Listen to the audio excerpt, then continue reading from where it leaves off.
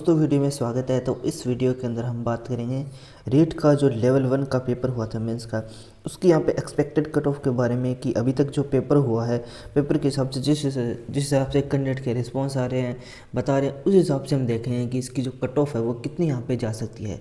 ये एक expected cut off है, इसको आप फाइनल कट ऑफ मत मान के चलाए जाना कि ये फाइनल ही कट ऑफ है। बाकी जो मैं इस वीडियो के अंदर बताऊँगा इसमें मैं कुछ एक प्रैक्टिकलिटी की तरफ बात करूँगा कि इस तरीके से पेपर हुआ तो इस हिसाब से यहाँ पे ये चीज़ें सेट हुई है। बाकी यहाँ पे जो भी है कट ऑफ वो मैं यहाँ पे हाईएस्ट लेवल की कट ऑफ बताऊँगा। ऐसा नहीं कि मैं मिनिमम बताऊँगा, जितनी मैं कट ऑफ बताऊँगा वो हाईएस्ट लेवल की बताऊँगा।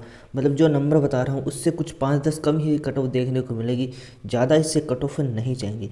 अब अगर कुछ बात कर ली जाए कि कितने फॉर्म वगैरह भरे गए थे, तो लगभग इसमें 2,12,000 जो रीट लेवल 1 का था, जो मेंस वाला रीट लेवल 1 जो पहले दिन ही हुआ था 25 फरवरी को, उसके अंदर लगभग 2,12,000 फॉर्म भरे गए थे।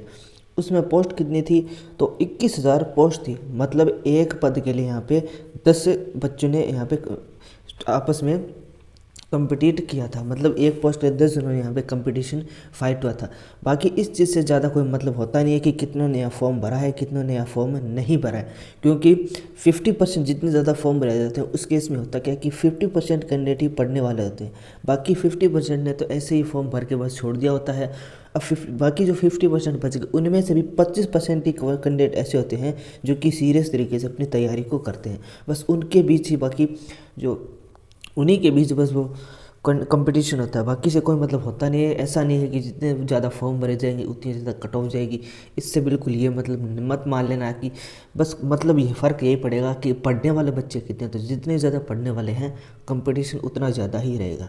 तो लगभग हर केस में यही होता है कि जितने ज़्यादा फॉर्म भरे गए हैं उसमें से आधे से ज़्यादा बच्चे क्या होते हैं, नए पढ़ने वाले होते हैं। बस वो नॉर्मल एकदम बस थोड़ा बहुत पढ़ पढ़ा के पेपर देने जाते हैं, तो उनका वहाँ पे कुछ भी नहीं होता है, उनका कभी भी सिलेक्शन नहीं होता है। बस जो पढ़ने वाले होते हैं उन्हीं के बीच ही बस कंपटीशन होता है।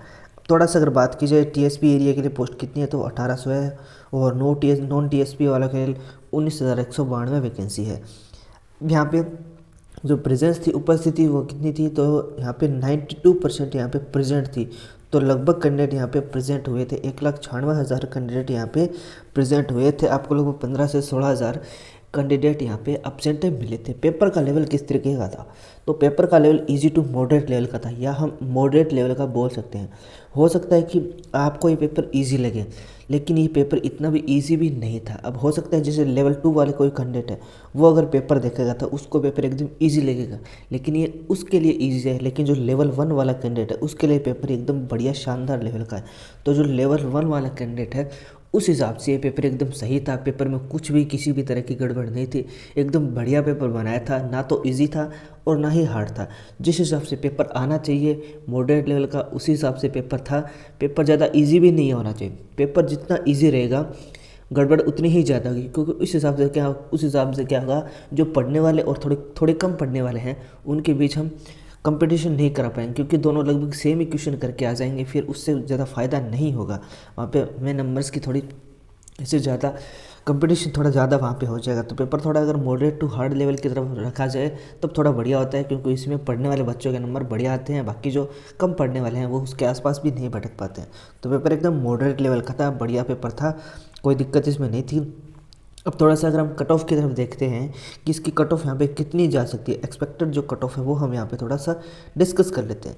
सबसे पहले जैसे जनरल कैटेगरी की बात की जाए तो जनरल कैटेगरी में अगर आपके 200 से 215 या 210 के बीच अगर नंबर बन रहे हैं, यहाँ पे जैसे मैंने 205 बताया ना, तो आप 200 प्लस भी मान के चल सकते हैं। 200 प्लस अगर आपके बन रहे हैं तो आपका यहाँ पे सिलेक्शन का चांस है। और परसेंटेज में देखा तो लगभग 70% आप मान के चल सकते हो कि 70% अगर आपने क्वालिफाई किया है, या फिर आपने अगर 100 क्वेश्चन अटैम्प्ट किए हैं, अगर सही की बात करूँ, सही क्वेश्चन अगर आपने 100 प्लस अटैम्प्ट किए हैं, 100 के आसपास अगर आपके क्वेश्चन बैठ रहे हैं कि हाँ 100 क्वेश्चन मेरे एकदम सही है। जैसे किसी ने क्या 110 किए हों, किसी ने 120 किया हो। अब जैसे अगर 110 किया है तो उसके 5 क्वेश्चन गलत हो रहे हों, और तो भी वो वहाँ पे क्वालिफाई कर जाए, क्योंकि इसमें क्या आपकी बार नेगेटिव मार्किंग भी है।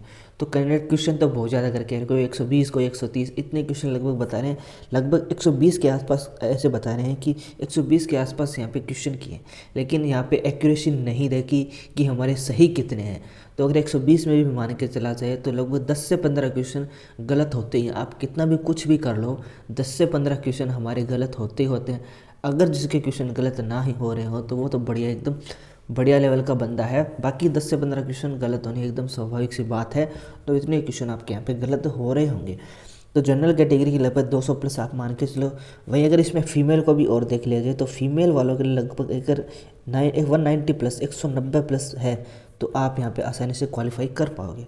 ओबीसी कैटेगरी की बात की जाए तो ओबीसी के अगर 200 से 210 के बीच है या फिर इससे कम मैं लेके चलता हूँ, 5 नंबर कम 195 से 200 के बीच है तो भी आप यहाँ पे आसानी से क्वालिफाई कर जाओगे। मैंने कहा था, मैंने हाईएस्ट यहाँ पे लेवल बताया, मैंने जो मैक्सिमम लेवल था कि नंबर्स का वो मैंने यहाँ पे बताया। तो आप 195 से 200 के बीच आप मान के चलो, और 65% से 70% तक आप क्वालिफाई मान सकते हो। परसेंटेज 65 से 70 के बीच आप लेके चल सकते हो। वहीं अगर फीमेल कैटेगरी है तो फीमेल कैटेगरी के लिए आप इसमें 10 नंबर घटा सकते हो, 10 नंबर कम कर लेना आप, बस इतनी फीमेल कैटेगरी के यहाँ पे देखने को मिल सकते हैं। अब ईडब्ल्यूएस है तो ईडब्ल्यूएस और ओबीसी में आपको कुछ ज़्यादा अंतर देखने को नहीं मिलेगा, बस 2-3 नंबर का आपको फ़र्क देखने को मिलेगा। तो इसमें कोई खासा डिफरेंस आपको देखने को नहीं मिलने वाला है। तो ये भी बस इतनी के आसपास घूमेगी, 198 और 208 के बीच, बस इतनी आपको इसमें देखने को मिलेगी। वही एमबीसी की बात की जाए तो एमबीसी वालों के भी यहाँ पे लगभग 180 से मैं लेके चल रहा हूँ, इसमें से थोड़े कम लेके चल रहा हूँ, इसमें मैं लेके चल रहा हूँ 190 से वाले 190 वाले इसमें लेके चल रहा हूँ कि 190 तक अगर आपने किया है क्वेश्चन अटैम्प्ट, कितने हमारे बच रहे हैं तो आप इसमें जा सकते हैं। वही एससी वाले, तो एससी वालों के लिए भी यहाँ पे एससी वालों को मैं थोड़ा और कम देता हूँ कि 185 तक लेके चलता हूँ एससी वालों को।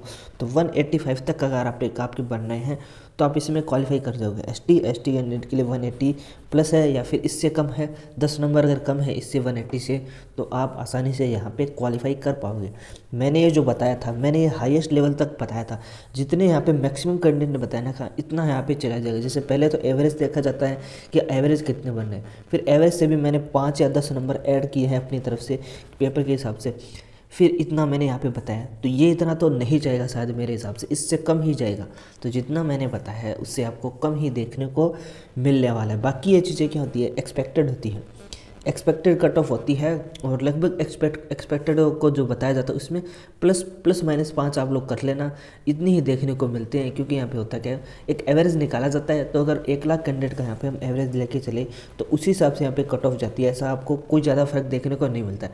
तो अगर जो लोग कट ऑफ बता रहे हैं कि इतनी कट ऑफ एक्सपेक्टेड यहाँ पे जाएगी, तो इसका मतलब ये नहीं है कि वो कोई ज़्यादा बड़ा तीर मारे हैं या फिर वो बहुत बड़े धुरंधर है या फिर वो अंतर्यामी है कि उन्होंने ऐसा बताया था तो इतनी ही कट ऑफ गई थी। तो ऐसा कुछ भी नहीं है, ये एक स्वाभाविक सी बात है। आप भी अगर 150, 200, 300 बच्चों से अगर आप लोग बात कर लो कि यहाँ कितने क्वेश्चन किए थे, कितने गलत है, कितने सही है, तो आप भी आसानी से यहाँ पे अजम्पशन लगा सकते हो कि कट ऑफ इन नंबर्स के बीच में लाई करने वाली है। तो आप भी ये चीज़ आसानी से पता लगा सकते हो।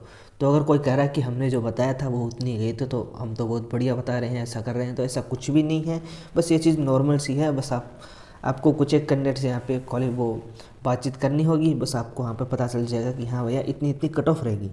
तो बस ये थी आपके लिए जानकारी। अगर आपको ये जानकारी पसंद आई है या फिर आपको एक कट ऑफ के बारे में जो भी बताया उसमें अगर कुछ गड़बड़ लग रही है कि इतनी नहीं जाएगी, कम जाएगी, तो आप यहाँ पे बेझिझक कमेंट कर सकते हैं। बाकी मैंने अपने विचार यहाँ पे रखे हैं, तो सभी लोग विचार रखने के लिए एकदम फ्री है, तो आप भी अपने विचार रख सकते हैं। मैंने अपने विचार रख दिए हैं, बाकी तो पता तभी चलेगा जब रिजल्ट आएगा। बाकी मिलते हैं नेक्स्ट वीडियो के अंदर। जानकारी पसंद आई तो आप लोग शेयर कर सकते हैं।